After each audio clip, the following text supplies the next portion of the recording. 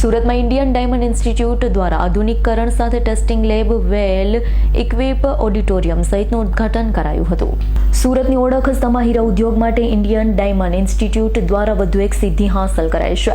47 વર્ષ પહેલા Indian diamond ઇન્સ્ટિટ્યૂટનો પાયો નખાયો હતો, ત્યારે હવે ઇન્ડિયન ડાયમંડ ઇન્સ્ટિટ્યૂટના આધુનિકીકરણ અંતર્ગત ટેસ્ટિંગ લેબોરેટરી, વેલ ઇક્વિપ્ડ ઓડિટોરિયમ અને એડમિનિસ્ટ્રેટિવનું ઉદ્ઘાટન કરાયું છે. ઉદ્ઘાટન સમારોહ રાજ્યના સંસદ ગોવિંદભાઈ ધોળકિયા મુખ્ય મહેમાન તરીકે ઉપસ્થિત રહ્યા.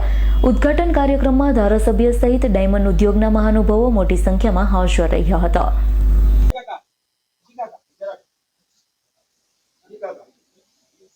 નમસ્તે મિત્રો, આજે ઇન્ડિયન ડાયમંડ ઇન્સ્ટિટ્યૂટ એટલે કે IDI નું રીઓપનિંગનું કામ આપણે આજે પ્રોગ્રામ રાખ્યો છે.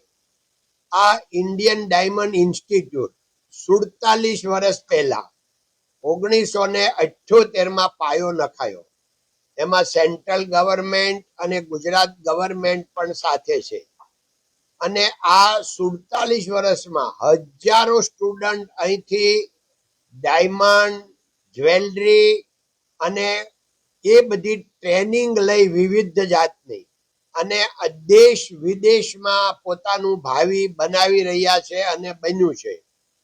એ સમયે આ ઐતિહાસિક સંસ્થા ઇન્ડિયન ડાયમંડ ઇન્સ્ટિટ્યૂટમાં અત્યારે દિનેશભાઈ નાવડિયા જે ચેરમેન તરીકે નવનિયુક્ત થયા અને એણે બહુ મહેનત કરી બધા જૂના ડાયમંડ વાળાને યાદ કરાવ્યું, ડોનેશન લઈ અને આખું ફરીથી આનું રિનોવેશન કરાવ્યું.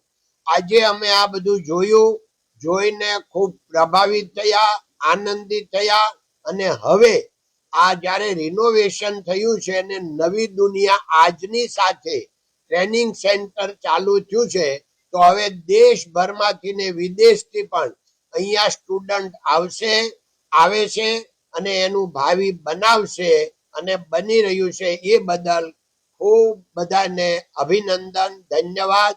જય હિન્દ, જય ભારત, નમસ્તે. Bureau report, S9 news, Surat. અમારી તમામ માહિતીથી અપડેટ રહેવા માટે જોડાયેલા રહો S9 ન્યૂઝ સાથે.